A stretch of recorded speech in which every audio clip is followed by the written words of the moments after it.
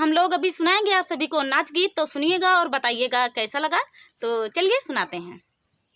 हमसे भरावे गगरिया बलम अभी नाजुक उमरिया हो, हमसे भरावे गगरिया बलम अभी नाजुक उमरिया हो।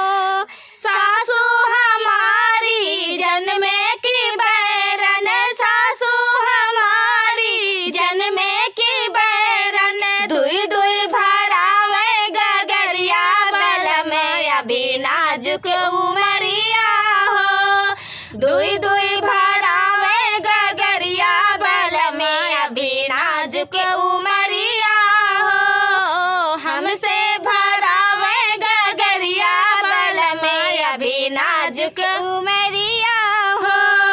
देवर हमारे बचपन के साथी, देवर हमारे बचपन के साथी, बचपन के साथी हो, बचपन के साथी, बचपन के साथी हो, बचपन के साथी। सर पे उठावे गगरिया बलम अभी नाजुक उमरिया हो, सर पे उठावे गगरिया बलम अभी नाजुक उमरिया हो।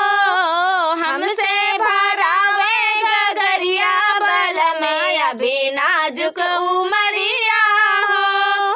कोठवा चढ़ल मोरे राजा निहारे, कोठवा चढ़ल मोरे राजा निहारे, एक उठाऊ गगरिया बाबू तो तोरी बाली उमरिया हो, एक उठाऊ गगरिया अभी तो तोरी बाली उमरिया हो, एक उठाऊ गगरिया अभी तो तोरी बाली उमरिया हो।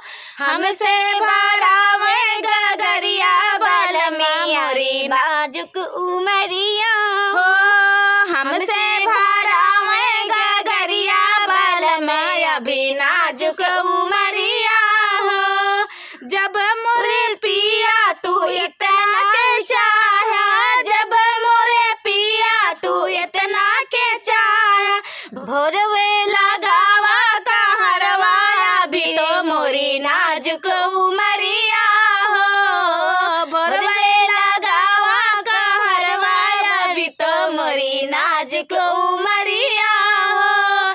हमसे भरावे गगरिया बलम अभी नाजुक उमरिया हो, हमसे भरावे गगरिया बलम अभी नाजुक उमरिया हो। तो दोस्तों ये प्यारा सा गीत आप सभी को कैसा लगा कमेंट में जरूर बताना दोस्तों। तब तक के लिए नमस्कार।